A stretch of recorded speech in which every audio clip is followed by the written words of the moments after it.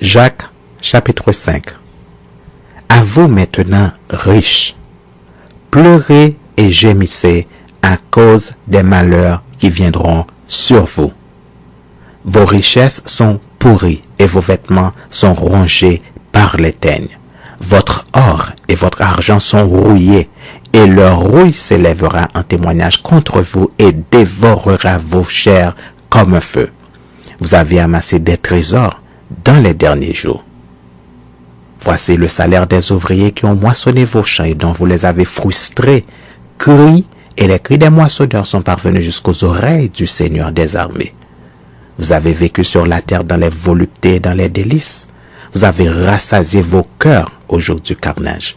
Vous avez condamné, vous avez tué le juste qui ne vous a pas résisté. Soyez donc patients, frères, jusqu'à l'avènement du Seigneur. Voici le laboureur atteint le précieux fruit de la terre, prenant patience à son égard jusqu'à ce qu'il ait reçu les pluies de la première et de l'arrière-saison. Vous aussi soyez patients. Affermissez vos cœurs, car l'avènement du Seigneur est proche. Ne vous plaignez pas les uns des autres, frères, afin que vous ne soyez pas jugés. Voici le juge est à la porte.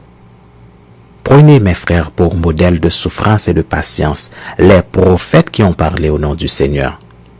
Voici, nous disons, bienheureux ceux qui ont souffert patiemment. Vous avez entendu parler de la patience de Job, et vous avez vu la fin que le Seigneur lui accorda, car le Seigneur est plein de miséricorde et de compassion. Avant toute chose, mes frères, ne jurez ni par le ciel, ni par la terre, ni par aucun autre serment, mais que votre oui soit oui, et que votre non soit non, afin que vous ne tombiez pas sous le jugement. Quelqu'un parmi vous est-il dans la souffrance? Qu'il prie. Quelqu'un est-il dans la joie? Qu'il chante des cantiques. Quelqu'un parmi vous est-il malade? Qu'il appelle les anciens de l'Église et que les anciens prient pour lui, en loignant d'huile au nom du Seigneur. La prière de la foi sauvera le malade, et le Seigneur le relèvera. Et s'il a commis des péchés, il lui sera pardonné. Confessez donc vos péchés les uns aux autres, et priez les uns pour les autres, afin que vous soyez guéris. La prière fervente du juste a une grande efficacité. Élie était un homme de la même nature que nous.